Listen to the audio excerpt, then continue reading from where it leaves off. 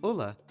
Se você vai assistir a este filme com acessibilidade, sincronize agora seu aplicativo Movie Reading, acionando o botão Assistir a este filme no sistema Android ou OK no sistema iOS. Este filme conta com os recursos de audiodescrição, Libras, língua brasileira de sinais, e legendas, através do aplicativo Movie Reading para smartphones e tablets, disponível em vários países e agora no Brasil. Filmes para todos os públicos em qualquer plataforma, com simplicidade e autonomia. Isso é inclusão. Isso é Movie Reading Brasil.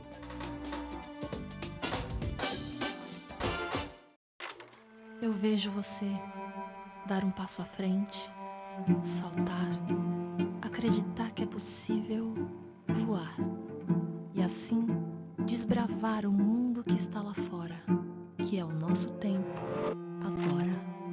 Eu sou o Videocamp, uma plataforma de vídeos para quem quer ver o mundo mudar, mas não vai ficar apenas assistindo. Faça você mesmo. Organize uma exibição gratuita onde você estiver. Videocamp, Movies That Move.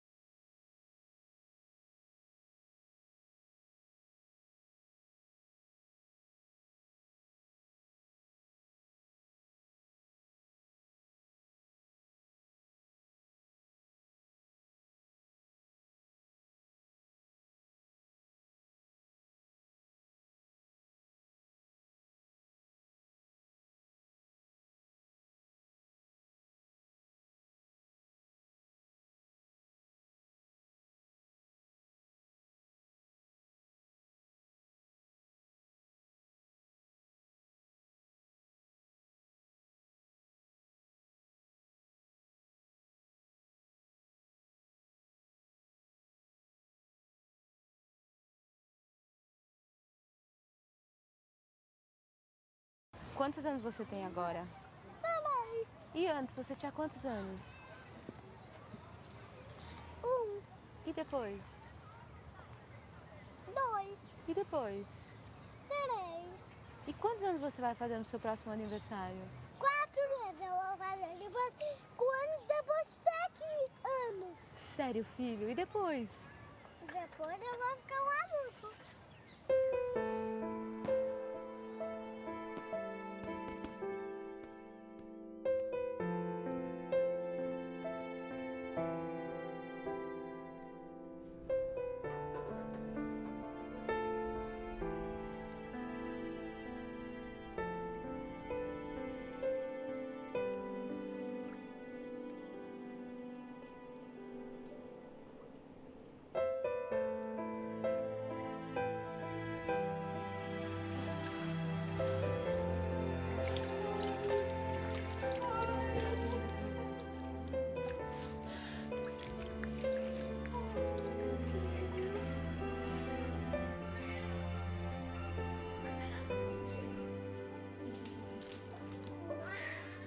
Cada criança que nasce é uma espécie de surpresa para a humanidade.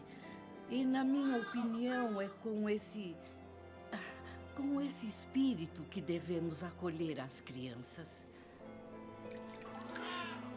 Esse é o primeiro grande desafio de uma pessoa. Lutar para passar pelo canal de nascimento. Ela aguenta firme e então consegue nascer. Essa é a sua primeira jornada do herói. E ela supera. Eles são guerreiros também, sabe? E eles sobrevivem. Eles sobrevivem a esses partos incríveis.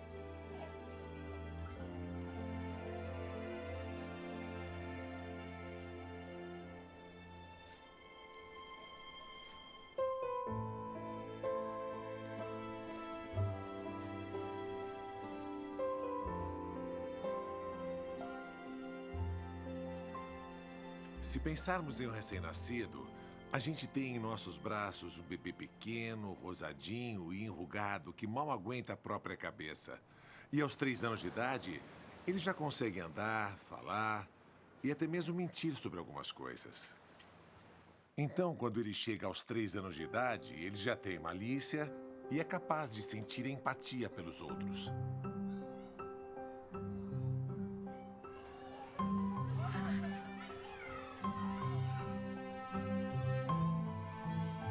Uma das coisas que sabemos é que os bebês são as melhores máquinas de aprender do universo. Mesmo filósofos, psicólogos e psiquiatras pensavam que os bebês eram irracionais, egocêntricos, que eram imorais, que não entendiam causa e efeito, que não conseguiam se colocar no lugar de outra pessoa. E nos últimos 30 anos, a ciência provou que é tudo exatamente o oposto. Vocês são as melhores irmãs. Sim. Não. Sim. Sabe dizer sim? Não. Filha, pinta na folha, filha. Na mesa não. Zizi, pinta na folha, por favor. Eu vou tirar a caneta de você. Em vez de vê-los como tábulas rasas, hoje já sabemos que eles são os melhores cientistas e alunos que conhecemos no mundo.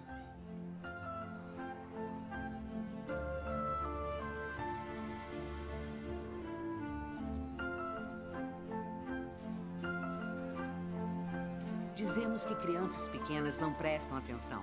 O que queremos mesmo dizer é que nunca param de prestar atenção. Acontece que eles são ultrassensíveis aos padrões de informação e a tudo o que acontece ao seu redor. Eles usam essas informações para tentar resolver problemas e descobrir o que acontece no mundo.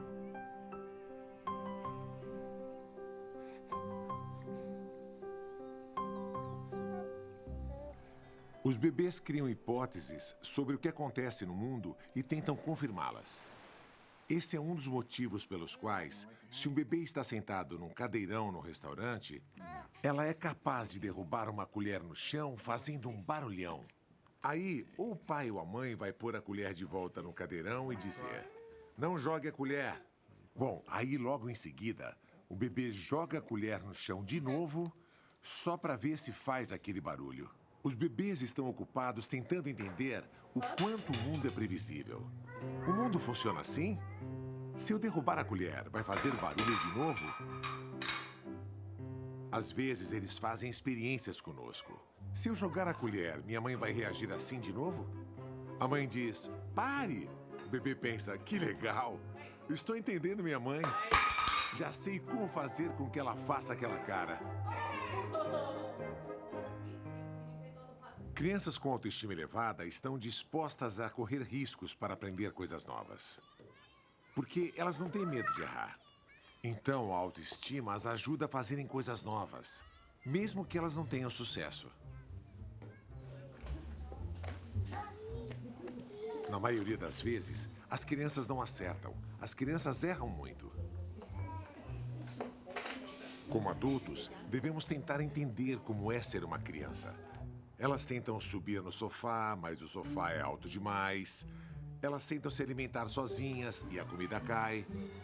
Então, nós temos que aumentar a autoestima delas para que se sintam bem e continuem tentando até serem bem-sucedidas.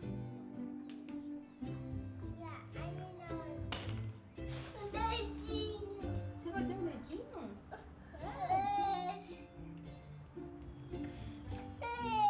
Qual?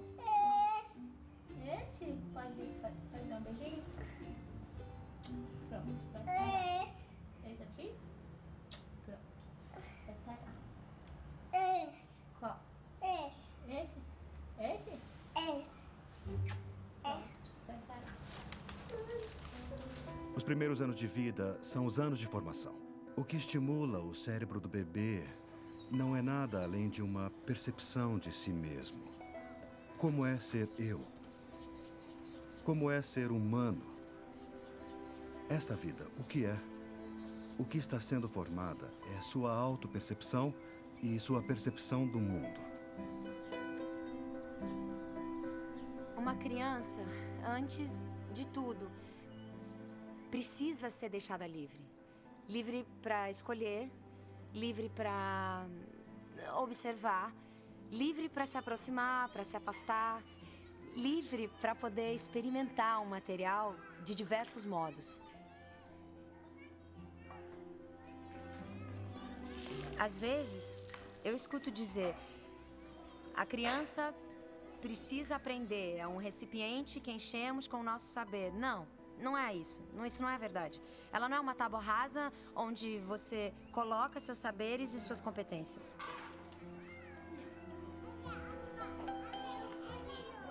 As crianças aprendem e co-constroem seu saber junto a você, junto aos colegas, junto às outras crianças. E fazem isso se percebem que você está envolvida. Se você está se divertindo com elas, se percebe que você está interessada no que elas estão fazendo. E esse saber, ele não passa só do adulto para a criança, mas, sobretudo, da criança para as outras crianças. Agora tem o Maringa. É o Maringa ou a Maringa? Ô, Maringa. Por favor. Por favor. Por favor. Verde.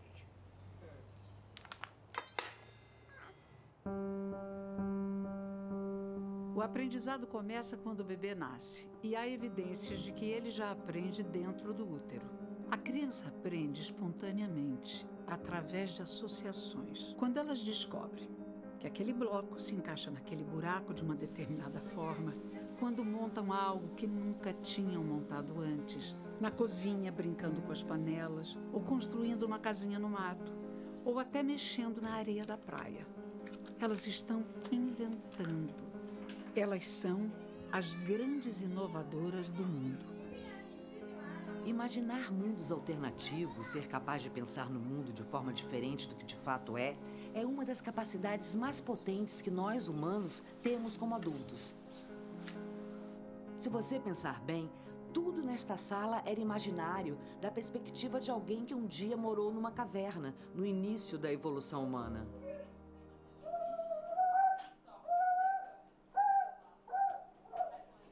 Olha, para os bebês, o nascimento nos primeiros anos de vida, o cérebro faz ligações entre neurônios numa velocidade impressionante. A cada segundo, o cérebro faz de 700 a 1000 conexões novas a cada novo segundo. No cérebro dos bebês, há muitas rotas e conexões possíveis entre um neurônio e outro. Durante o desenvolvimento, as rotas que são muito utilizadas são mantidas e reforçadas. E as que são pouco utilizadas, pouco a pouco, vão desaparecendo.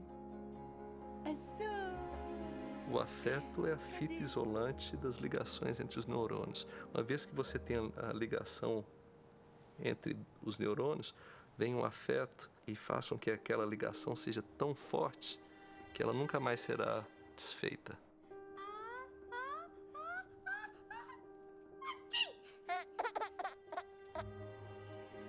O ingrediente mais importante são as pessoas que interagem regularmente com a criança. O que chamamos de interação bate-bola entre bebês e adultos. O bebê faz algo como sorrir, balbuciar ou reclamar. E o adulto responde ao que o bebê está fazendo.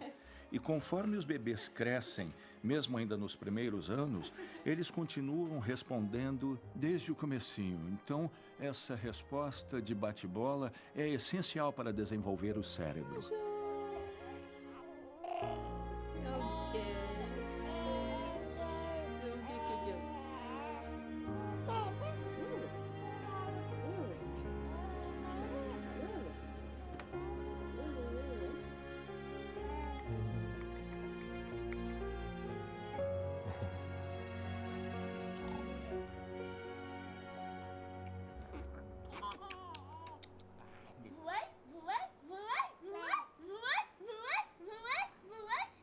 Onde que você morava antes de você nascer?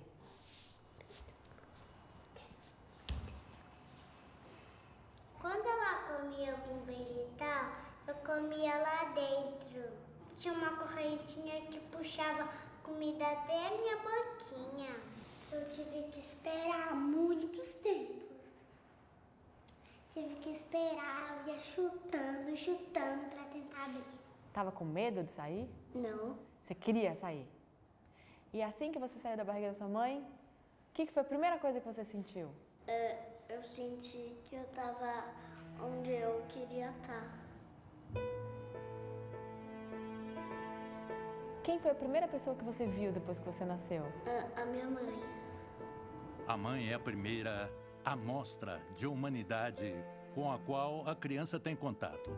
Então, a relação que você tem com a sua mãe determina um mundo para o qual você vai entrar e o apoio que você pode esperar dos outros.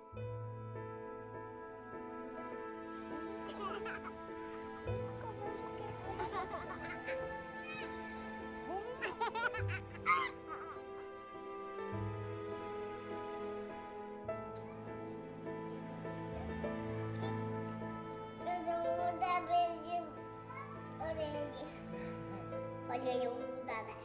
Você tá grudada em quem? Da minha mãe. Olha, apareceu uma nuvem. Esse nível de amor que eu tive a bênção de experimentar. Alguém pode te dizer, você vai amar essa criança e... Ninguém me preparou para esse amor nesse nível tão profundo. Amar meus filhos mais do que amar meus próprios pais.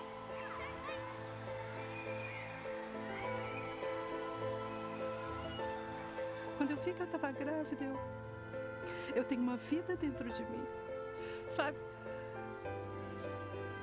E cada pequeno detalhe, mesmo quando meus quadris alargaram, eu não dormi à noite, são todos esses pequenos detalhes que acrescentam ao amor. Quando você pega ele no colo e pensa, eu passei por tudo isso, só para segurar você.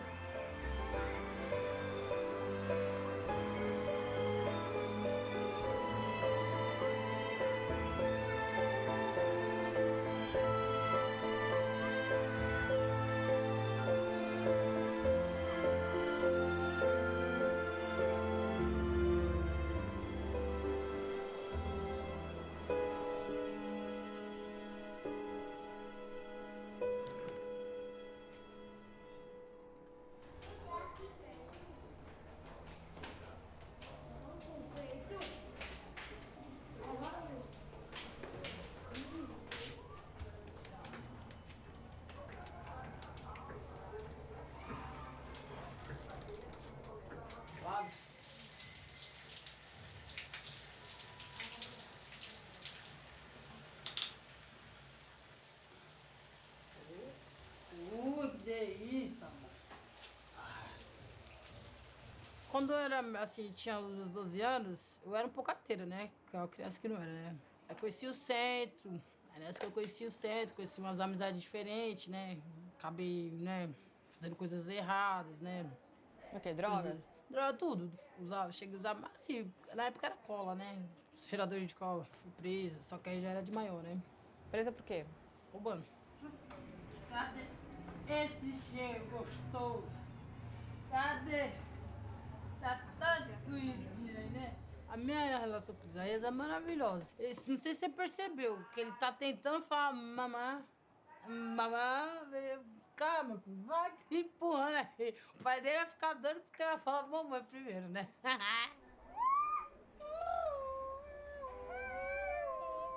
Ele é tudo pra mim. Eu sou o escudo dele, sou a Mulher Maravilha pra ele. Ele me vê assim, cara. A partir do momento que abriu o olho já, né? Que já reconhece a mãe, o movimento, assim, quem é essa mulher? Conhece essa voz? Acho que a partir do momento que abriu o olho, já... Tá aprendendo. Já tá sentido. O dedo da barriga mesmo, que já vai chutando. Vai, meu, esse espaço aqui tá ficando pequeno, cara. Só o fato de ele tá batendo assim na minha mãozinha, já tá aprendendo já. Entendeu? Ensinar ele batendo palminha. Ô, eu vou até o céu quando eu vejo ele batendo palminha, cara. Ô, não, eu sei, mano. Olha aqui, coisa... Tava trabalhando na creche de auxiliar de limpeza, direitinho. Só que eu tava faltando muito porque eu não tava conseguindo alguém pra poder ficar com ele. Não vou deixar meu filho na mão de qualquer pessoa, né? Então, entre eu optar, deixar meu filho na mão de qualquer pessoa e trabalhar, eu preferi ficar com ele.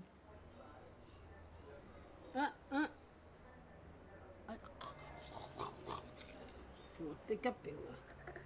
Eu vou ter que apelar, cara. Vou. Fazer o quê?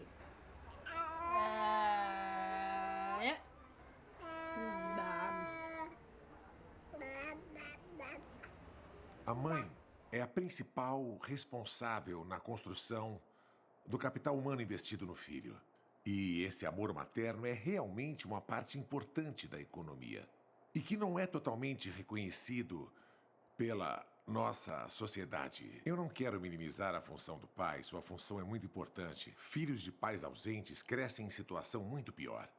Mas também acho que a função da mãe é fundamental, e nós sabemos disso. Já vimos muitas famílias em que uma mãe, sozinha, sem a participação do pai, foi capaz de criar filhos muito bem-sucedidos. As crianças precisam ser cuidadas. Essa é uma função inegociável. Quem vai fazer isso, negocia-se. Então, cada cultura vai dar um destino para isso. A nossa está caminhando para pais que ficam na função que antes era das mães. Não tem nenhum prejuízo nisso. E se ela respeita o desejo de cada um, seja da mãe, seja do pai, tá ótimo, tá valendo. Porque é isso que a criança precisa. De pessoas que cuidem dela a partir de um certo desejo de fazer isso, e não de uma imposição. Às vezes eu me debato com o fato de que, por um lado, eu sou o único pai que conheço que fica em casa cuidando dos filhos. Mas, por outro lado, alguém tem que fazer isso. Alguém tem que fazer isso para cada criança que nasce. A gente não tem furador, mas a gente tem barbante. Então, a gente improvisa. O que quer dizer improvisar? Significa se virar com o que a gente tem. Tcharam! Esse é o Shep, meu filho mais novo, e aquela é a fantasia de Halloween dele. E o Shep tem 2 anos e ele adora trens. E então eu achei que essa seria a melhor fantasia para ele no Halloween. E o Halloween foi ontem. E eu gastei bastante tempo e cola quente para montar, mas ela acabou ficando pesada demais para ele usar. Ei! Você tem que comer pelo menos umas 3 colheradas de salada e de feijão para ganhar mais bacon. Eu só quero abrir. Tá, você só quer ver? Ok, isso é o que você ganha se comer toda a sua salada. Eu trabalhava como físico pesquisador e estava nessa empresa há uns 12 anos. Quando eu falo para os meus ex-colegas que parei de trabalhar para cuidar dos meus filhos, eles falam, por que foi que você fez isso? E hoje, 1 ano depois, eu vejo que essa decisão foi uma das melhores decisões que eu já tomei na minha vida. As pessoas perguntam para mim, vem cá, quando que você volta a trabalhar? É como se eu estivesse sem fazer nada esse tempo todo, né? Mas você cuidar dos filhos, você dedicar um tempo considerável da sua vida para cuidar dos seus filhos, é considerado nada. Cuidar dos seus filhos significa que você está cuidando de pessoas que vão ser futuros cidadãos, que o sujeito vai votar, o sujeito vai botar fogo no índio ou não vai botar fogo no índio. Você tá simplesmente trazendo gente, você está formando a humanidade, cara. E isso é nada, é absolutamente nada para a sociedade, entendeu?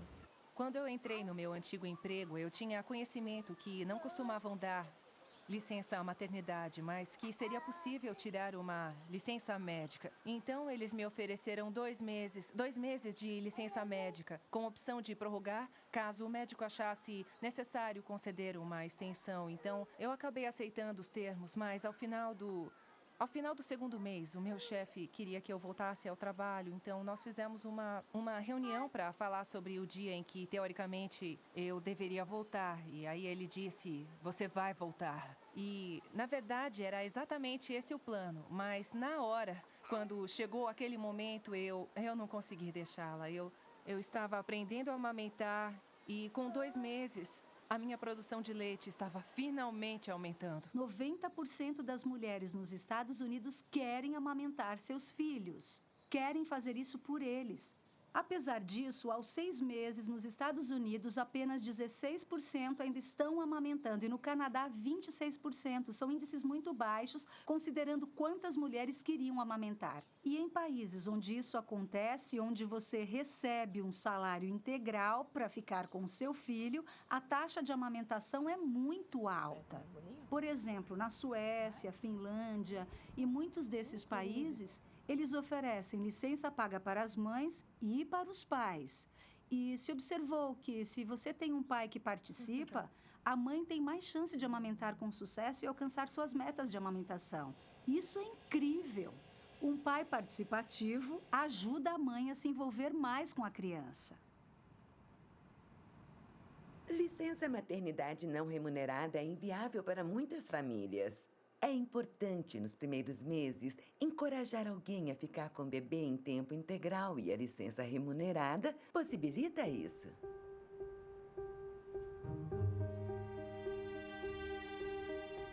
Quando eu peguei os dois, tanto o Benjamin quanto a Estela, eu fiquei absolutamente encantada pela natureza, mas o amor que eu sinto por eles é uma construção diária.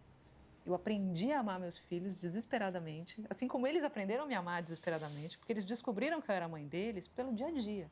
Que eu construí todo dia ali, todo dia. Se eu saio e fico 9 horas por dia longe, e 2 horas com ele por dia, como é que a gente faz para construir isso? Ah, mas aí tem a qualidade do tempo que você fica com a criança. Como é que é essa qualidade? Como é que funciona isso? É quantidade. Criança quer quantidade. Fala isso né? Tem uma amiga que fala isso. Fala isso pro seu chefe, que você vai trabalhar 10 minutos por dia. Vê se ele topa. Mas com qualidade, entendeu? Você vai ter qualidade no tempo. Fala isso. Vamos ver se ele topa. Esse mundo investe em satélites, enfim, em diversas áreas para conhecer novos planetas e ir para Marte, para a Lua, para Urano. A gente não vai investir na condição humana, na humanidade que está nascendo? Como é que a gente pode pensar num mundo de paz, de colaboração, de bem-aventurança, onde o começo da vida não é levado em conta?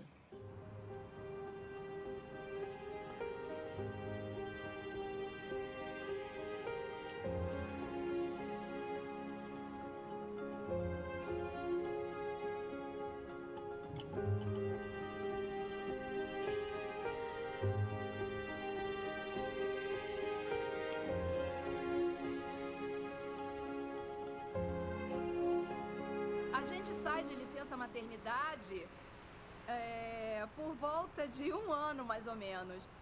Eu sei que não é fácil dizer ao chefe que você está grávida, até porque você vai se afastar por um bom tempo. E é comum na Dinamarca ficar afastada por 1 ano, mas você também pode ficar por 6 meses ou até menos. Nós temos um sistema onde as mulheres são muito fortes no mercado de trabalho e por isso tentamos fazer os pais tirarem uma licença até mais longa. Então, é comum ver os pais com seus filhos pequenos tirando 4 meses de licença para cuidarem de suas crianças enquanto elas ainda são pequenas. E nós tentamos fazer esse sistema funcionar para mais homens poderem tirar licença. Dividimos as tarefas domésticas e quem fica com as crianças? Ele é cabeludo. Ele é um pouquinho careca na testa. Às vezes ele faz uma cambalhota. Eu coloco meus pés nas pernas dele e viro pra trás.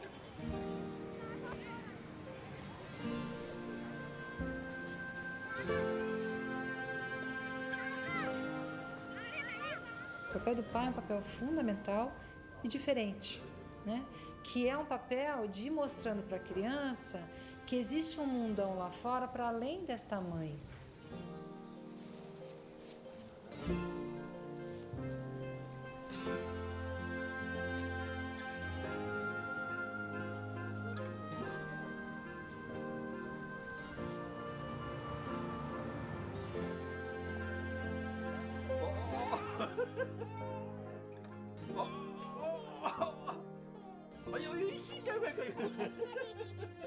Eu sou um péssimo pai. Mas meus filhos, você sabe, meus filhos gostam de mim. Na verdade, eles me amam. E outro dia eu disse para eles, eu grito muito com vocês. E eles disseram, não, você só grita quando a gente faz alguma coisa errada. E eu disse, sim, mas eu não devia gritar. E eles, não, você é legal, você não grita.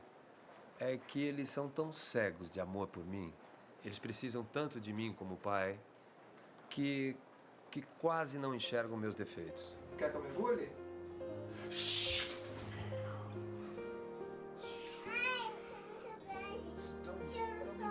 Então me empurra pra eu sair. Deixa eu só tomar banho. Ih, onde eu tô? Não tô vendo nada. Cadê? Achei! Eu não tô enxergando. Cadê o papai? Cadê o papai? Achei!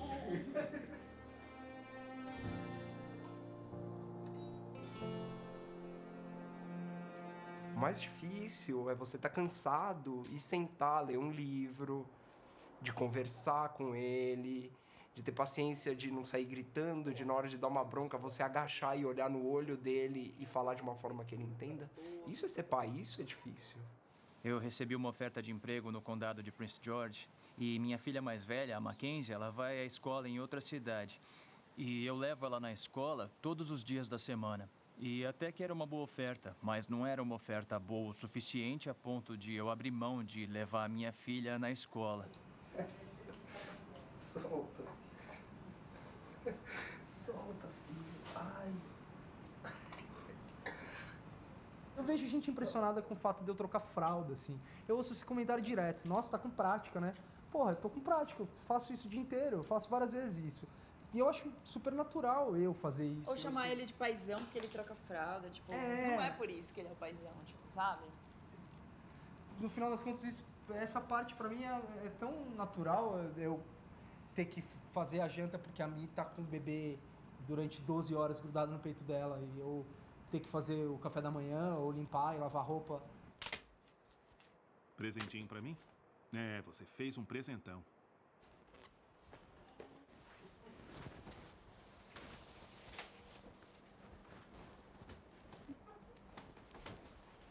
Às vezes as pessoas falam que hoje em dia os pais ajudam mais, né? E eu acho que essa é uma questão que a gente deveria refletir. Quando a gente fala ajuda, significa que você está partindo do pressuposto que a responsabilidade é da mãe, né? Então, a ajuda é assim, alguém que vem quebrar um galho, né? Na verdade, existe pai que participa e existe pai que não participa. A ideia não é em relação à mãe, mas é em relação ao bebê. Como é que ele constrói o vínculo com o filho? Vínculo é algo que se dá muito no presente, no cotidiano. Então, assumir uma responsabilidade é se fazer presente na vida do seu filho.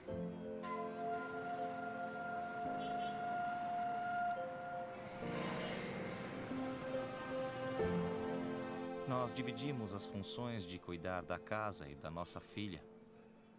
Quem estiver disponível no momento, assume a responsabilidade de, por exemplo, preparar a comida ou colocá-la para dormir. Por mais que os afazeres sejam cansativos, nós dividimos tudo.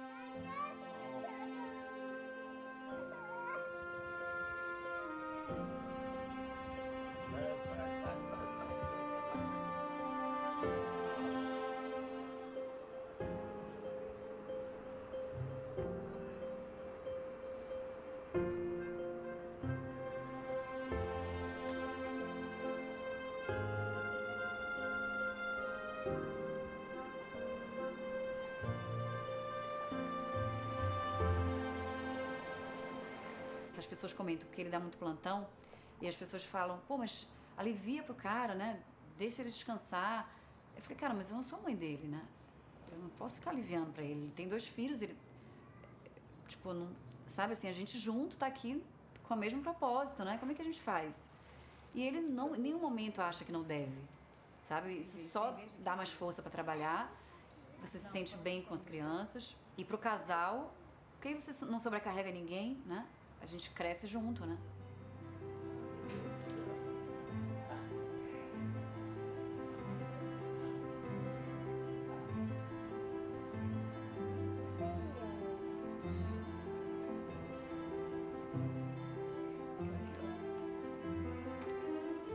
As mulheres, elas vivem um dilema em relação à entrada ou não do pai, né? Elas se queixam muito frequentemente que esses pais são ausentes. A questão é que elas não deixam esses pais entrarem, porque elas imaginam que a versão do pai, a forma do pai cuidar da criança, é uma negação da forma delas cuidarem, como se existisse a forma, né? E a forma delas ou está certa ou está errada. Como a do pai costuma ser diferente, o que é muito bom, elas entendem aquilo como uma afronta à forma delas. Né? Demora para elas perceberem que não tem a forma, tem diversas formas e que tudo bem. A relação do casal fica desigual quando a mãe acha que só ela sabe como fazer as coisas. Só ela sabe trocar as fraldas, segurar o bebê. Então o pai diz, o bebê tá chorando? Segura ele aí. Aí o pai pensa, bom, minha função é ganhar dinheiro e minha mulher tinha que me dar mais atenção. Eu participei, cuidei junto desde o começo, não porque eu seja uma pessoa melhor, mas foi o tipo de escolha que a gente fez. Isso me ajudou a não me ressentir do tempo que a minha mulher ficava com o bebê, porque eu também ficava com ele. Eu realmente acredito que depois dos primeiros meses você tem que dizer, não somos apenas pai e mãe, nós somos também parceiros.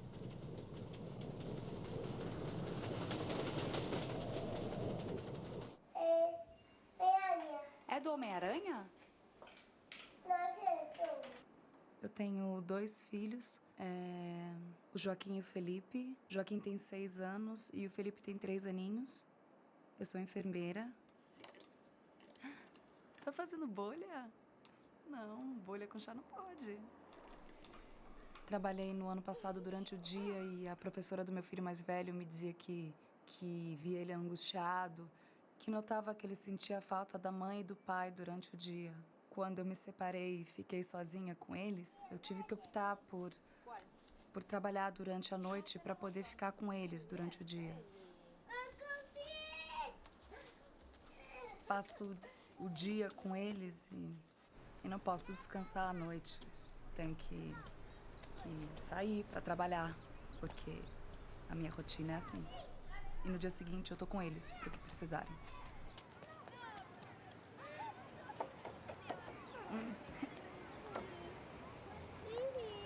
Achou!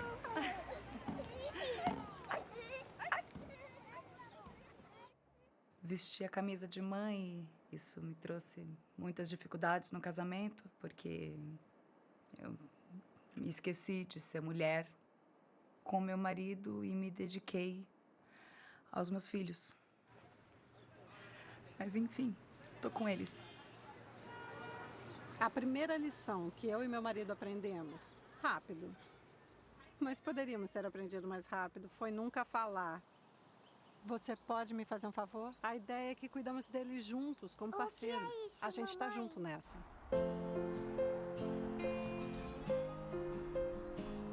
Meus filhos não ligam se eu sou importante ou se eu ganho dinheiro.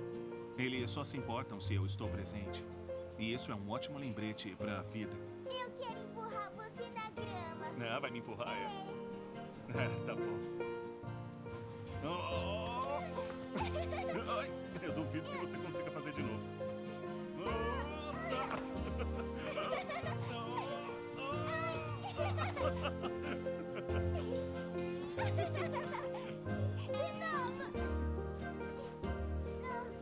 Meu maior papel como pai é ser um playground.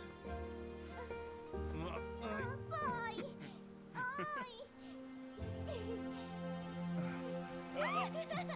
Assim? Que tal? A gente pode ficar assim. De uma perspectiva criativa, uma das coisas mais importantes de se dar a uma criança é nada. É permitir que inventem algo com o que tiver ao redor. E também incentivá-las a inventar mundos. O travesseiro. Cara, para de bater, cara. Eu não dou brinquedo muito pra eles, assim. A gente tenta, quando tem caixa de papelão, a gente corta e faz tipo uma casinha mesmo, assim. A gente vai lá fora, pega as folhinhas né, e cola, faz o tronco, cola como se fosse uma casinha. De verdade, a gente pega o material orgânico e faz. Eu quero que eles sintam, que eles trabalhem com isso. O Benny quer Skylanders, agora ele gosta de Skylanders. Eu não compro Skylanders pra ele. A gente vai no computador, faz um print, né, os desenhos, ele corta, ele faz cartas. Então é uma coisa que é um processo. Não é uma coisa assim, eu quero uma coisa, eu ganho uma coisa. É tipo assim, eu quero isso, então vamos criar alguma coisa em cima disso. E ele fica uma semana trabalhando nas cartas dos Skylanders, entendeu? E ele chega em casa feliz da vida, querendo trabalhar naquilo. Essa ideia de oferecer à criança oportunidades de explorar, aprender e o que seja, ou brincar. A brincadeira é o principal veículo para o aprendizado da criança.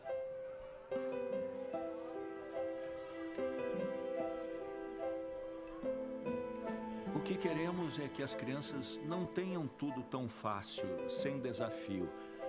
Nem que seja tão difícil que não possam realizar. Se você observar um bebê ou criança em idade pré-escolar, principalmente bebês e crianças pequenas, eles repetem a mesma coisa sem parar. Os adultos, às vezes, ficam entediados quando uma criança ganha um brinquedo novo. Mesmo alguma coisa simples como blocos, cartolina ou um quebra-cabeça, assim que acabou de fazer, quer fazer de novo, sem parar. Elas têm um instinto nato para dominar as coisas.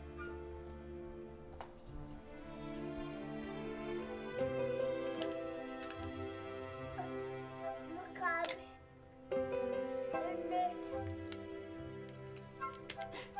Consegui! Viva! A criança, ela é na brincadeira, né?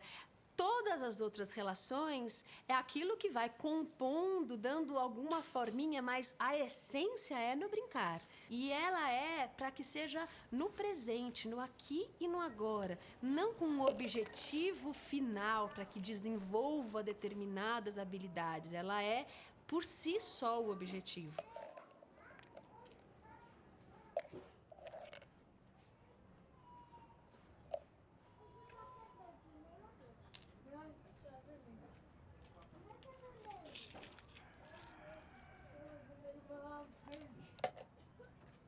Brincar é o trabalho das crianças, é o que elas devem fazer. Tudo de importante acontece quando elas brincam. Elas se empenham, participam do mundo e aprendem. Vocês já viram bebês que são deixados tranquilos, que são deixados viver sua própria realidade, como eles sonham e olham, absorvem e escutam. Sentimos que várias coisas estão acontecendo, mas ele não faz barulho. Esses são momentos formidáveis.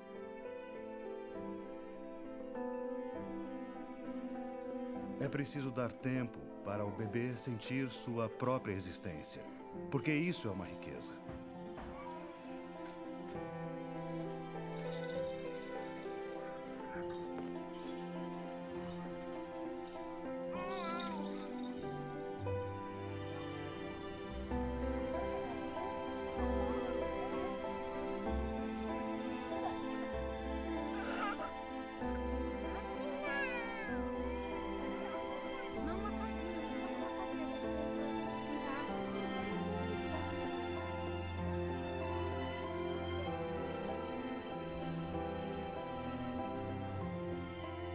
Eu acho que é dever do professor, do adulto, até mesmo de um membro da família, mas na escola é o dever do professor, sempre que possível, construir contextos interessantes.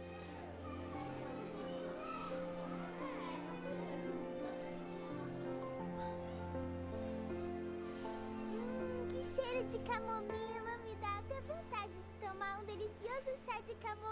Ai, que delícia! O que estou oferecendo ao meu filho, se sou mãe, ou às minhas crianças, se sou professora? Relações, histórias e beleza também. Estou oferecendo uma coisa que nasce dentro de uma história, dentro de um cuidado. É bom? Bom, sim. Você experimentou? Acho que é bom. É bom, não é? Alimento é cultura. No momento em que servimos um determinado alimento, estamos fazendo um percurso cultural, estamos, de qualquer maneira, dando um estilo de vida a cada criança. A comida ela tem um papel importantíssimo, já que ela deve suprir uma necessidade de amor, atenção e cuidado deixada pela amamentação, que diminui com o passar do tempo. Isso, pegou? Muitas crianças vivem em apartamentos às vezes muito pequenos. Como fazemos para criar um bom ambiente para elas? Mas o ambiente, antes de tudo, está na mente das pessoas. Pode não ter tantas coisas, não ter tanto espaço. Mas que valor as pessoas dão às coisas? Aos espaços, com as crianças, ao ambiente.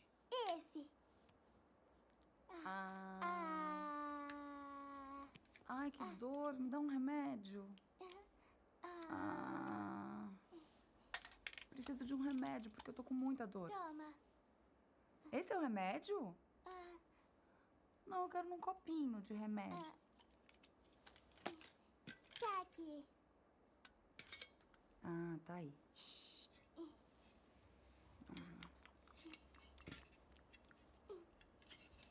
Pronto. Você bom. tá melhor? Muito melhor. Obrigada, doutor. Muitas vezes os pais acham que eles deveriam fazer do ambiente do bebê um espaço meio escolinha, né? Cheio de recursos, cheio de objetos pedagógicos e lúdicos. A graça da criança brincar é justamente subverter os objetos e transformá-los em brinquedos. Então, que uma caneta com uma régua vire um aviãozinho é muito mais interessante para o desenvolvimento da criança do que o aviãozinho pronto com controle remoto. Na hora que ela subverte o objeto em brinquedo, ela cria. No que ela cria, ela aprende, ela transforma, ela inventa. Algo de novo acontece.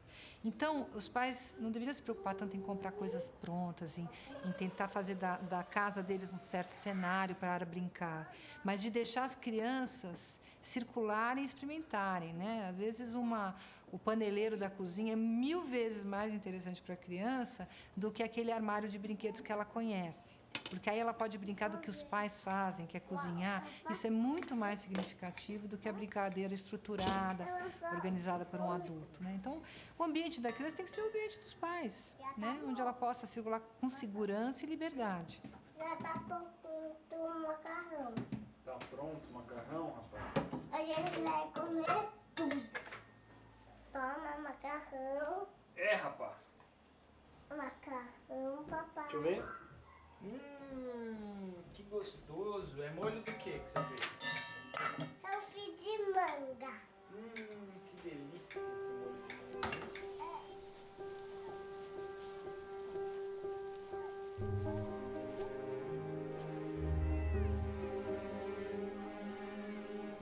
A criança que tem o contato com a natureza, ela tem um habitat do brincar vivo e orgânico. Ela tem ali, nos objetos da natureza, o que ela sente que é a relação mais próxima dela, no sentido de não existir nada igual, nada estático, nada plano. As coisas são absolutamente com contornos da qual a vida oferece. Na natureza, as crianças colocam em jogo toda a sua corporeidade. Elas a exploram e também apreciam, não só do ponto de vista biológico e naturalista, mas também do ponto de vista ético e estético. A beleza tem um valor intrínseco, ético e também moral.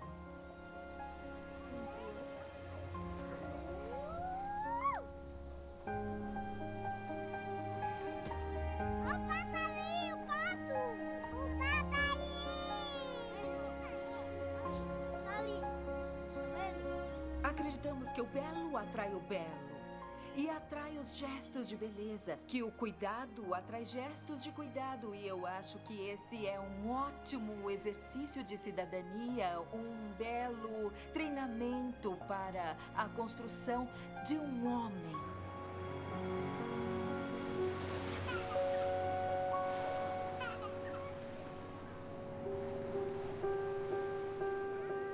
A empatia é um dos sentimentos mais primordiais da vida humana. Empatia significa colocar-se no lugar do outro, sentir com o outro, sentir como o outro. A criança tem empatia com tudo, com as pessoas que a rodeiam, com os brinquedos, com os bichos, com as plantas, com as pedras. Para a criança tudo tem vida, tudo tem alma. E ela pertence a tudo isso, ela faz parte de tudo isso. Como que você chama?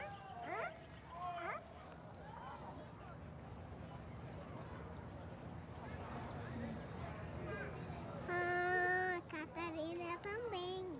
Ela também é Catarina? Eu também sou a Catarina, ponto. Eu sou Catarina e você é a Catarina também. Como é seu nome? Flor? Não, Catarina? E eu sou Flor. Observar as crianças e fazer esses diálogos com elas torna o cotidiano extraordinário. Tornam extraordinários os atos simples. A chuva pode se tornar uma coisa interessantíssima. A luz que muda. Viver com as crianças, estar com elas, é uma espécie de redescoberta de muitas coisas. Mas o adulto precisa continuar a se encantar também com um pedaço de papel alumínio do chocolate, sabe? O papel alumínio que faz barulho e que brilha com a luz. O adulto deve continuar a se encantar com essas coisas.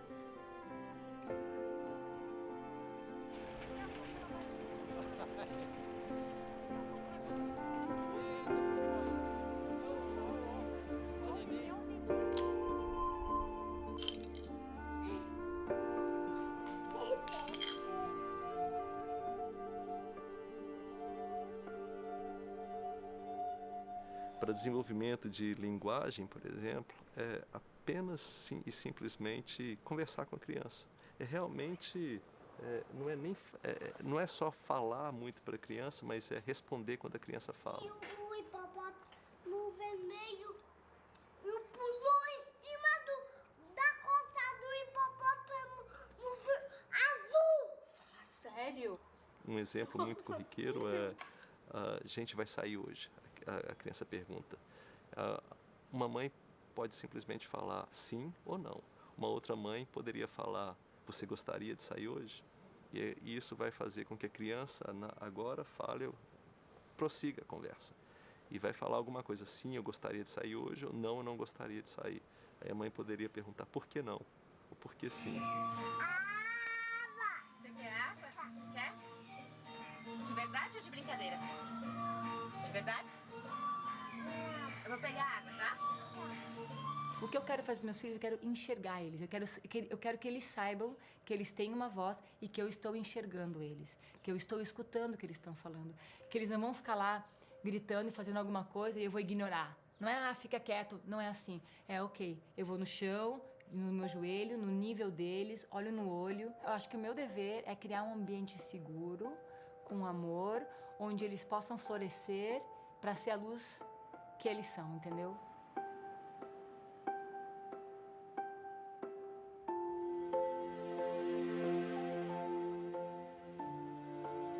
Olha pra mim.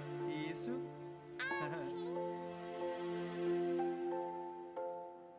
O mais importante pra mim, na minha escala de prioridades, na educação dos meus filhos, é que eles encontrem o seu próprio desejo. Vem cá, filho, dá uma olhadinha aqui, olha só.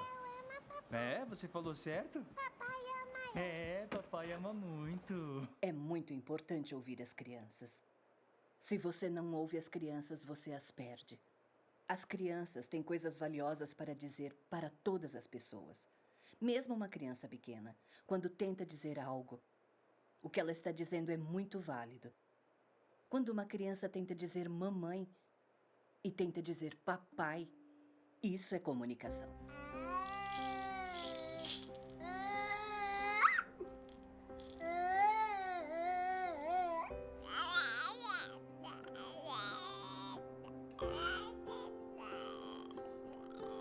Que cor é essa? Vermelho. Isso, como uma bola de fogo, ela é redonda e vermelha.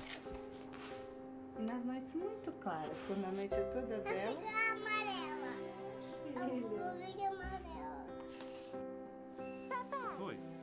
Vamos ficar mais altos do que o carro de bombeiro. Mais do que carro de bombeiro? É. Se compararmos o número de palavras que crianças de famílias carentes ouvem com o número de palavras ouvidas por crianças de famílias mais cultas, há uma diferença enorme no número de palavras por hora. Existem pesquisas que comprovam que essa diferença pode chegar a 30 milhões de palavras a menos ouvidas pelas crianças de famílias carentes até os 4 anos, em comparação com crianças de famílias mais cultas. Esse é rosa. Ai, o livro. Cabelo. Ah, olha isso. Cuidado. Não. Orelha. E a sua orelha? Olha. Não, cadê a sua orelha, hein? Não.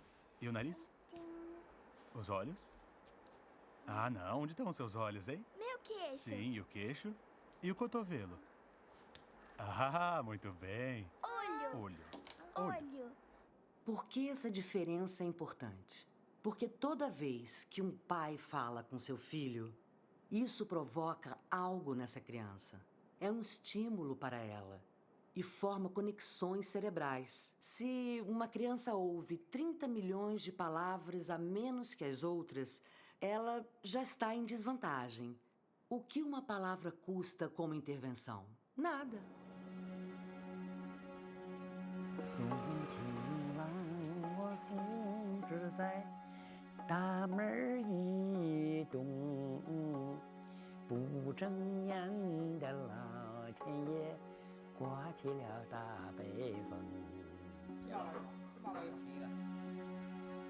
O momento mais feliz é quando minha neta me chama de vovô depois que me levanto. Ou quando comemos juntos. E ela pede para sentar no meu colo, para dar de comer. Depois saímos e vamos brincar lá fora, empinar umas pipas, quem sabe pescar, talvez alguma outra coisa. Meu filho é taxista em Pequim e minha nora trabalha numa fábrica de alimentos. Embora a fábrica feche às 17 horas, ela demora pelo menos 4 horas para conseguir chegar em casa. Uma das necessidades vitais da criança é o enraizamento. Ela se sentir pertencente à vida, a uma família, a uma história, a um chão. O avô, a avó, geralmente é o contador maior de histórias.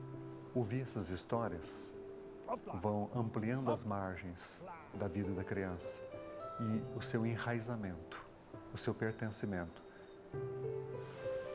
O que os homens da caverna faziam com essa pedra? Eles cortavam as ovelhas e os carneiros, todas as coisas. Porque eles não tinham... Não tinham ferro. Não tinham nem faca, nem ferro, não tinham. Não. Então eles usavam Essa pedra. essa pedra. Muito bem. Diz que vó é mãe 2 vezes, e é verdade. É mãe 2 vezes. Então, eu acho que o amor é duplo. É um amor tão forte, uma coisa tão forte que eu não sei explicar. Descobri que eu estava grávida com 4 meses já. E quando eu descobri, foi um baque muito grande. Você tinha quantos anos? Tinha 15 anos. E foi tipo uma bomba. Porque muitas vezes eu tentei, assim, pensei em tirar a criança, pensei em me matar. Muitas vezes. Acho que o que mais me doeu foi isso, porque eu tinha colocado ela num curso. Eu queria que ela saísse daqui do bairro, sabe? Não ficasse nesse mundinho. Mas, infelizmente, as coisas não foi assim do jeito que a gente planeja. Nunca é, né? Temos os pais como eu tenho, não se acha em lugar nenhum. Porque eu achei que eles iam me mandar embora. Porque eu achei que eles iam me botar na rua. Mas não, me apoiaram.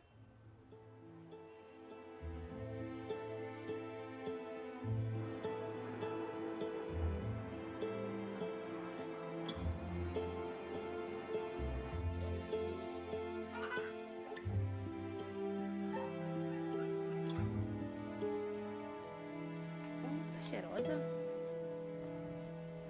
Eu Eu dependo de pessoas para poder ficar com a minha filha, para mim poder trabalhar. Eu gostaria de passar muito mais tempo com ela, mas não dá, né?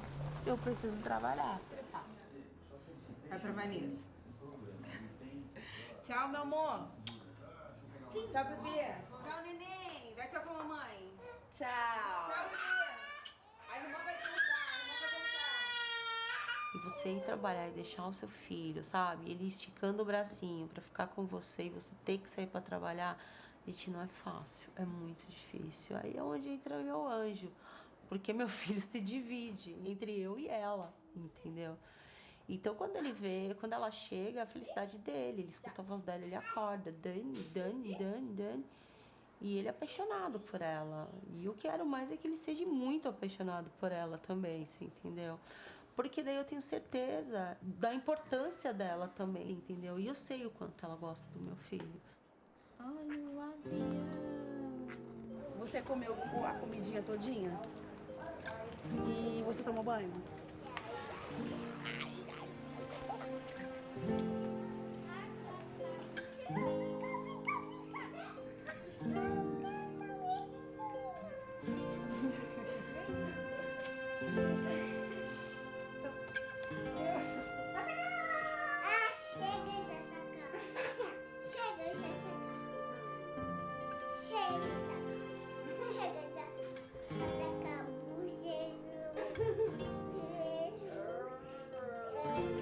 Cada um de nós é um. Ao mesmo tempo, nós pertencemos a alguma coisa em comum. Nós aprendemos relações ao mesmo tempo de competição e colaboração. Há uma relação competitiva, que é natural até um certo ponto, mas há muitas relações de colaboração, como há relações de colaboração em todas as formas de espécies vivas. A criança aprende isso com seus irmãos.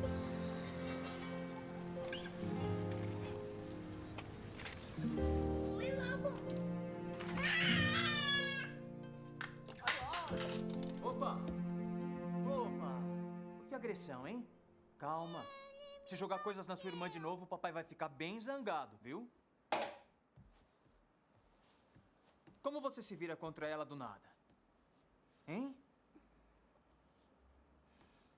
Você tem que aprender a se controlar, filho. Ela não me deixou brincar. Lara. Eu tô vendo. Eu tô deixando, amor. Que isso? Não pode. O que não pode? Senta. Não vou sentar. Eu tenho que ficar aqui na tua volta. Senta. Não vou.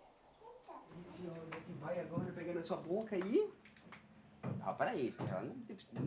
A questão da birra é super interessante, porque ela vai de um processo, onde culmina um certo processo de separação da criança com os pais. Então, você imagina, o bebê vem sempre de um outro ser humano, de um outro corpo. Então, tem todo um processo de se separando desse corpo, via parto, via desmame. E dentro desse processo também está a possibilidade do bebê fechar a boca e não comer nada, não dormir quando os pais desejam, ou seja, começar a sentir que ele é dono do próprio corpo. Mesmo que ele faça isso inconscientemente, ele vai fazendo oposição. Então, ele vai controlando as fezes, ou ele vai soltando. É uma espécie de queda de braço com os pais que os pais sempre perdem. Oi, mamãe, ajuda aqui, mamãe. Cai, balão, aqui na minha mão.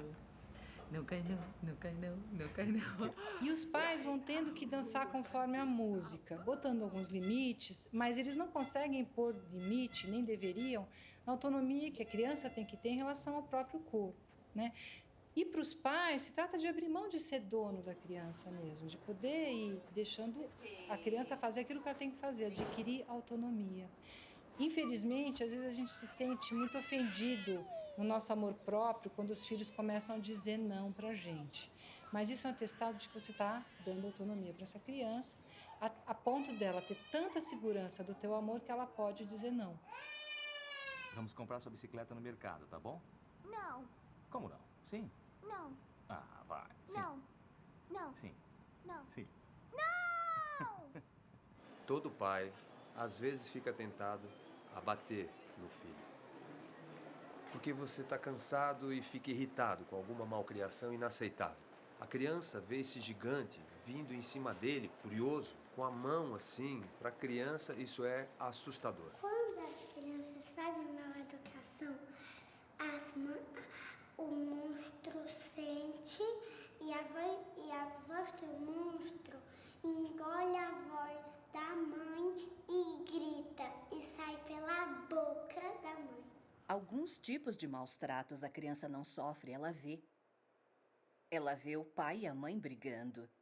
Então, para ela, brigar é normal. Aprendem que é assim que se resolve problemas. Se você tem um problema com o outro, você briga. E eles levarão isso para a sua vida adulta e também para as suas famílias quando crescerem. Existe um tradicional provérbio chinês que afirma o seguinte: os pais são os melhores professores dos seus filhos.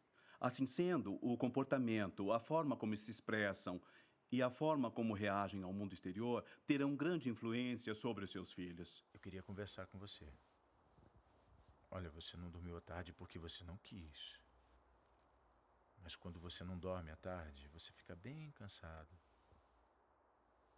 E você não se comporta tão bem quanto poderia.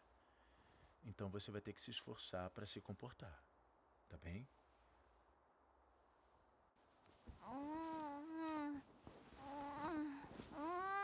Muito bem. Então, você tá pronto para se comportar e descer? Tá, porque se você não estiver pronto para se comportar, você pode ficar mais um tempo aqui em cima. Talvez vendo algum livro ou algo assim. Quero descer. Você quer descer? Tá bem. Tipo assim, a criança não vai saber o que aconteceu, ela nem lembra. Essa é a parte mais importante, é a fundamental. A criança é uma esponja. Tudo que ela tá absorvendo naquele momento da vida dela é uma referência pro resto da vida dela. Então, o que ela tá enxergando ali, o que ela tá sentindo, o que ela tá vivenciando é fundamental para a estrutura emocional desse ser. Olha, gente, a minha tá tendo neném. Papai, é festa! Vai poder!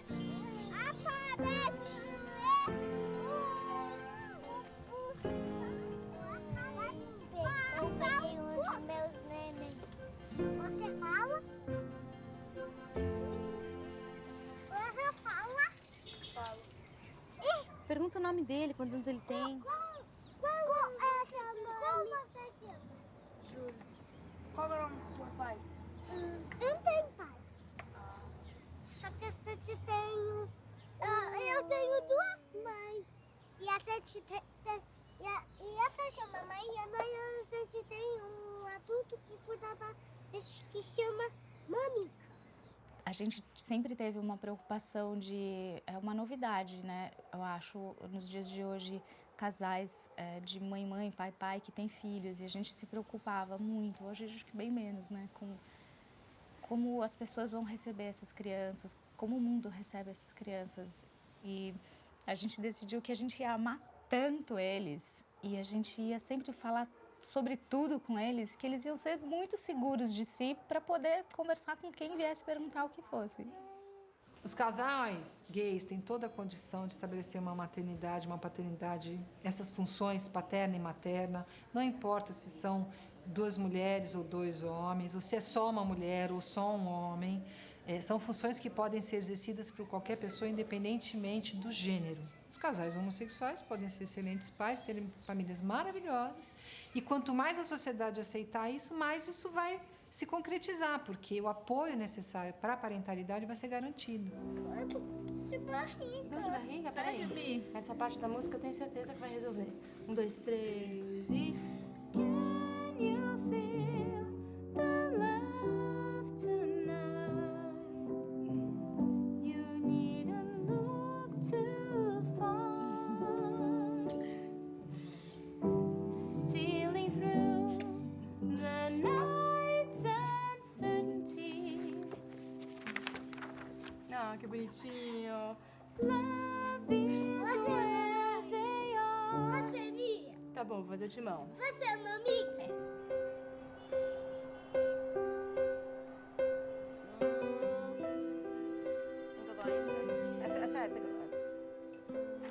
A Radhika tinha 7 meses quando chegou às nossas vidas. Minha versão sobre a Radhika é: de onde quer que tenha vindo, ela veio para nós. as versões do fato, a forma como as pessoas lidam com este acontecimento vão fazer toda a diferença. Então você pode, por exemplo, dizer que uma mãe, um filho nascido de uma determinada mãe, ele foi abandonado por aquela mãe, então ele foi rejeitado, e aquilo ser a história da criança, a criança rejeitada, abandonada. Ou você pode entender essa história como esta mãe, sabendo que não era capaz de dar o que esse bebê precisava, abre mão desse bebê em prol do bebê para que ele tenha uma outra família que possa fazer isso. É um gesto de amor, não é um gesto de abandono. É incrível. Ela pegou trejeitos de nós dois. É impressionante. Ela tem a mania de pegar a ponta da toalha de mesa ou qualquer coisa que esteja em cima da Quando mesa. estava no colo dele, ela ficava assim, pegando a mexendo ponta na da minha dele. orelha. Ela fazia exatamente isso com o travesseiro Desde na idade pequena, da rádio. quando eu tinha a idade dela. 1, 2, 3, 4, 5. Metade da personalidade de uma pessoa já faz parte dela, que são 50%. E os outros 50% vêm do ambiente, dos pais, da escola, Do resto das coisas. Se não demos ela 50% da genética, pelo menos demos os outros 50%. Acho que ela é 80% como eu. As coisas ruins são atribuídas a mim. Os 20% Todas de elas. coisas ruins que ela tem vêm do pai. Nós planejamos contar a ela sobre a sua adoção. Acontece que isso tem que ser de uma forma muito delicada. Nós certamente vamos contar. Não há nada para esconder.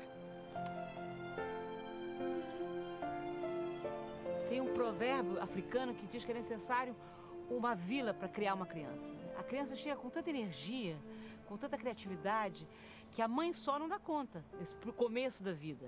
Então é necessário o pai, a mãe, os avós, os vizinhos, a comunidade, para que essa criança se desenvolva.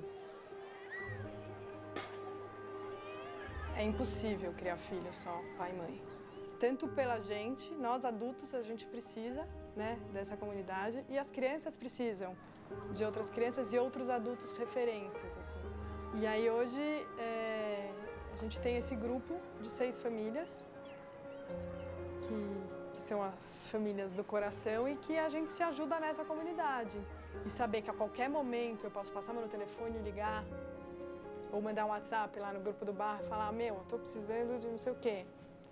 Vou deixar aí. Ou, não tenho, mas o fulano tem. Sabe? Sempre tem um caminho, mesmo que não tenha a solução, sabe? Acho que é isso, assim, a gente se ajuda a caminhar. Uma das grandes solidões do mundo contemporâneo é a perda de comunidade. Perdemos esse sentido comunitário. A criança precisa disso. Ela precisa de crianças, ela precisa de pessoas, não só quando falta alguém da família, mas como um acréscimo, ela precisa dessa ampliação. Isso muda tudo. Cada criança pertence à comunidade, pertence, na verdade mesmo, pertence à humanidade inteira.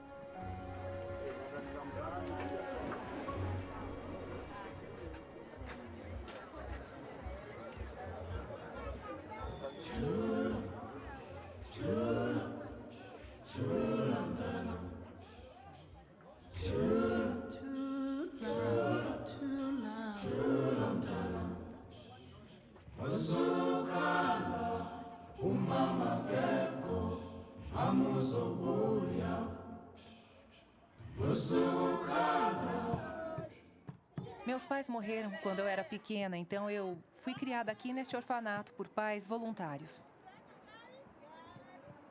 Antes eu sentia falta dos meus pais, mas as pessoas daqui me deram tanto amor e me criaram como se eu fosse uma filha. E eu cheguei na seguinte conclusão. Embora os meus pais já tenham morrido, pelo menos eu tenho alguém para me acolher, para me dar educação. Então, sabe, tudo bem. Se eles não estivessem lá, então aí sim eu ficaria desesperada. Mas como eles estavam lá comigo, eu disse, obrigada, eu vou chamar vocês de meus pais. Então eu resolvi voltar e também ajudar as crianças do orfanato em que eu fui criada. Eu me sinto muito bem aqui. Algumas das crianças não têm pais. E elas vêm me dizer, sabe, tia Beatrice? E eu digo o quê? Sabe, antigamente eu não tinha nem papai e nem mamãe e Eu também não tinha nada para comer, mas quando você me alimenta e quando nós brincamos, eu me sinto muito bem. Eu digo a eles: nossa, isso é muito bom. Vocês são os meus filhos, venham aqui. Vocês podem não ter mamãe, podem não ter papai, mas enquanto estiverem aqui e acreditarem em Deus e eu estiver com vocês, vai ficar tudo bem. Essas crianças que não têm pais chamam o orfanato de lar.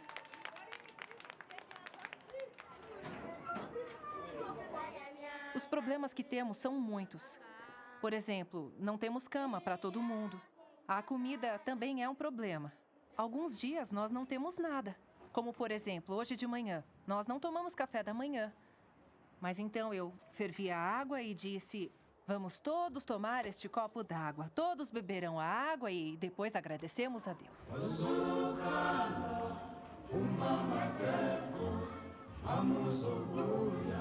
Os primeiros anos são como construir a fundação de uma casa. Você constrói a estrutura sobre a qual todo o resto se desenvolverá. Então, se a fundação não for bem construída no começo da vida, conforme a construção se ergue, algo ruim pode acontecer.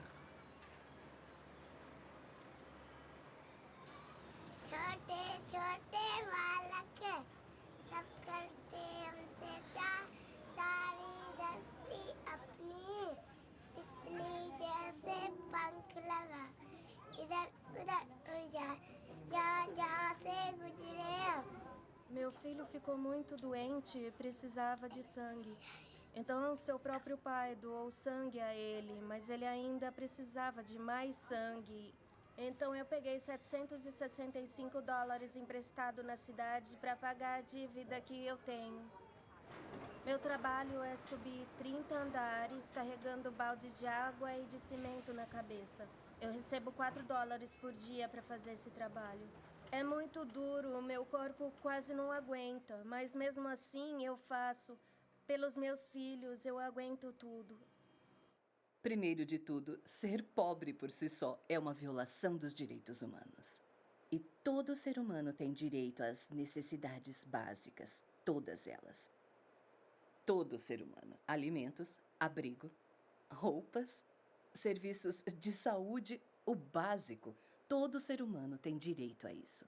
Quando você cresce na pobreza, não recebe alguns desses itens. A pobreza nega às crianças muitos dos seus direitos. Muitas crianças não frequentam a escola.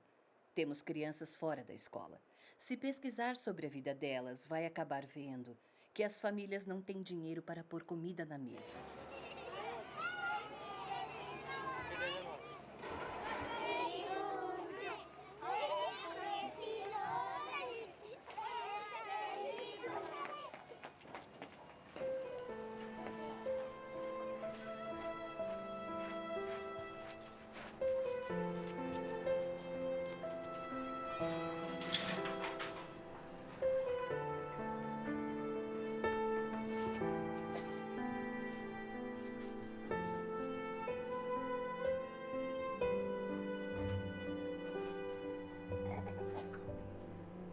Eu tomo conta do meu irmão e da minha irmã sozinha.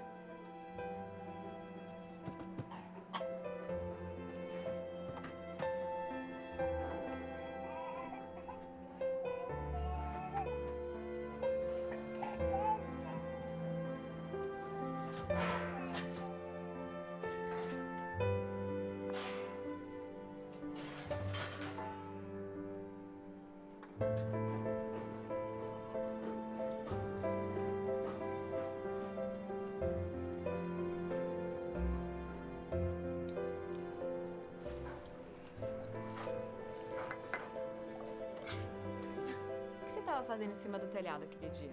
Aquele dia tava chovendo. A telha caiu, fez uma goteira e eu tava tentando consertar.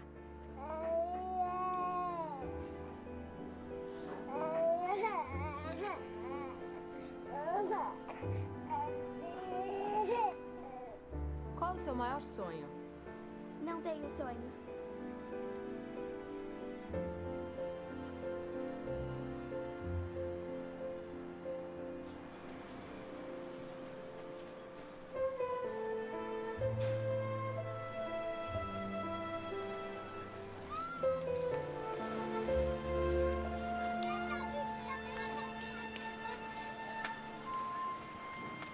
Qual criança em desenvolvimento corre riscos? A criança que vive em circunstâncias muito difíceis, não um mau dia aqui, outro ali, mas algo constante, dias, semanas, meses, anos, onde há pouca interação positiva, onde o nível de estresse é alto, principalmente na pobreza extrema, em ambientes violentos ou em casos de doenças mentais graves, como depressão ou uso de drogas. Não há tempo para pensar no amanhã. Eles só tentam viver mais um dia. E quando o lar é muito, muito desorganizado, isso acontece não porque os pais não amam seus filhos, mas porque são sobrecarregados pelas circunstâncias.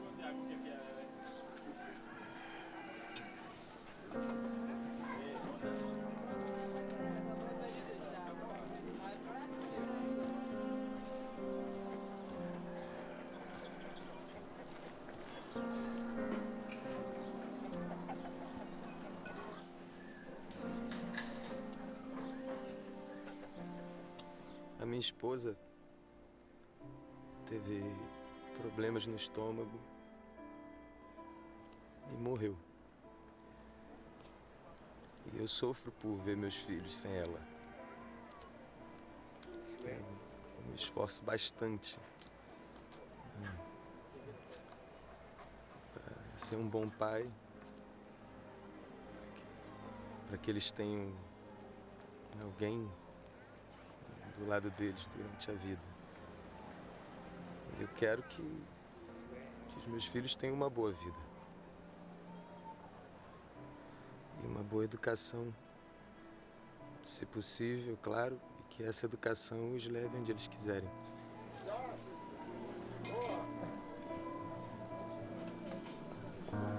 Crianças não são criadas pelo governo, mas por pessoas. Não são criadas por instituições, mas por indivíduos. No final, grande parte disso é como os adultos mais importantes na vida das crianças estão provendo o que elas precisam. Mas o problema é quando a sociedade critica os adultos e que não dão à criança o que ela precisa, ou quer puni-los ou não quer ajudá-los. Posso ajudar as crianças, mas não vou ajudar os adultos. A ciência diz que não se pode ajudar as crianças sem ajudar os adultos que cuidam delas. Crianças não são ajudadas por programas, mas por pessoas. As consequências de não dar às crianças o que precisam custam muito para a sociedade. E mesmo para as pessoas que dizem, eu cuido bem dos meus filhos, eu dou duro. As coisas não vêm assim tão fácil, mas eu estou cuidando bem deles. Não é justo me pedir para responsabilizar pelo que os outros não fazem pelos filhos. Estou preocupado com os meus. A resposta é: a vida dos seus filhos, quando crescerem, será mais fácil ou difícil, com base em quantas pessoas da idade deles estão contribuindo ou, na verdade, são um peso para a sociedade.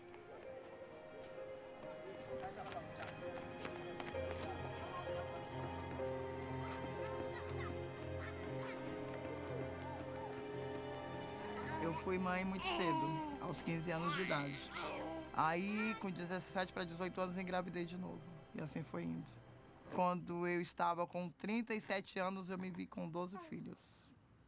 Foi quando eu tive as gêmeas, entendeu? Que com 9 meses, a Ana Júlia ficou doente, teve catapora e a catapora recolheu, virou varicela. Qual das duas é a Ana Júlia? Essa daqui.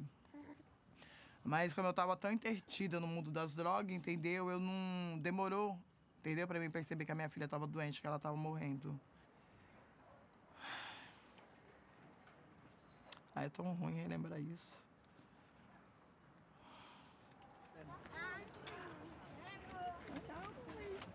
Meu pai, ele era muito violento. Ele não batia na minha mãe assim, só um tapa. Não, ele queria bater nela para ver o sangue dela, entendeu? Caindo. Ele tinha o prazer de sair tacando a cara dela na parede, fazer o L na cozinha, entendeu? Eu tinha 6 anos de idade quando eu comecei a entender isso. Minha mãe, até hoje, ela não se conforma de eu lembrar, não é, Jairo? Minha mãe não se conforma, eu lembro de tudo. Lembro de tudo, entendeu? Do que ele fazia com a minha mãe. Pronto, tá acabando, ó. O Daniel, assim, de todos os meus filhos, o Daniel era o que mais percebia quando eu usava droga. Nenhum deles percebia, mas era o Daniel chegar e olhar pra mim entendeu? Ele só olhava pra mim, balançava a cabeça e saía.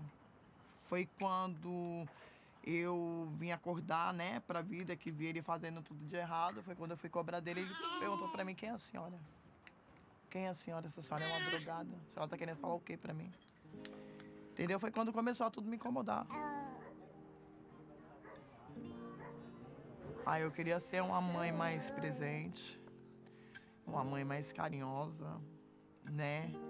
Eu queria ser uma mãe assim, entendeu? Que conseguisse sentar e escutar antes de, entendeu? Antes de escutar e já, não quero saber, entendeu? Eu queria poder escutar eles, entendeu?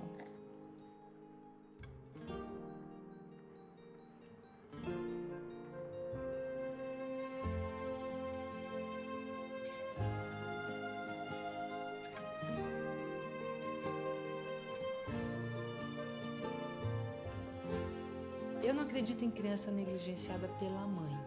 Eu acredito em criança negligenciada pelo ambiente. Se uma mãe negligencia a criança a ponto dela ficar sem saída, cadê as outras pessoas? Uma criança não é só filho de uma mãe, ela é neta de alguém, ela é sobrinha de alguém, ela é vizinha de alguém, ela é cidadã de algum lugar, ela tem uma nacionalidade, quer dizer, a gente nunca pode pensar na negligência só um para um.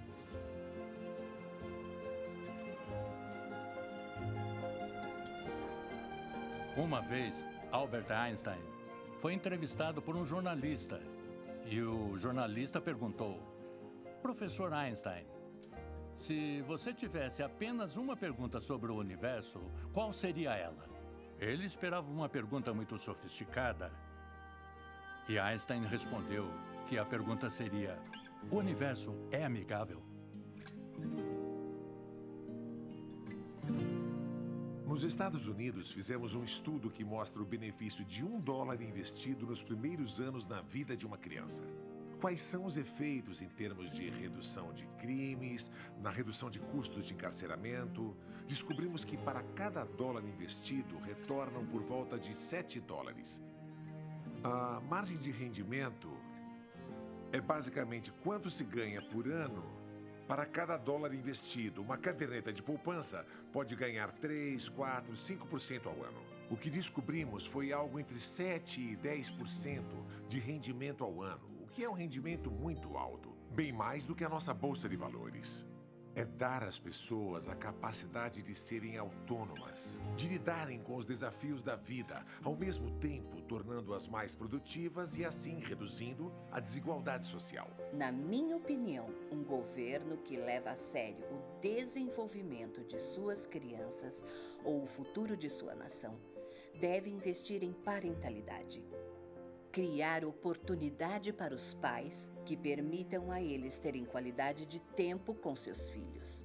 Às vezes os pais se preocupam porque não têm dinheiro, não têm tempo, não podem comprar para os filhos brinquedos caros, computadores, etc. Eu digo a eles que esse brinquedo não importa. Você é a coisa mais importante na vida dessa criança. Você é o primeiro e o melhor professor. São as coisas que vêm de graça. Suas palavras, seu amor, sua brincadeira. É a conexão que você constrói entre você e seu filho que faz toda a diferença do mundo. Então, quando ajudamos a criança e quando investimos na primeira infância, estamos investindo na sociedade como um todo. Na verdade, se mudarmos o começo da história, mudamos a história toda para melhor.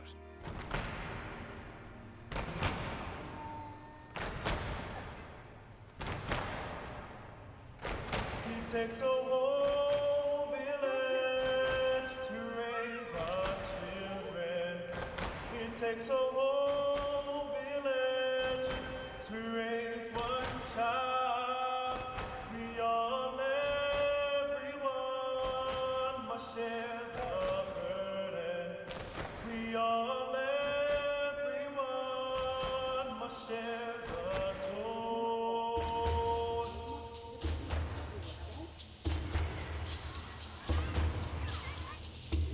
It takes a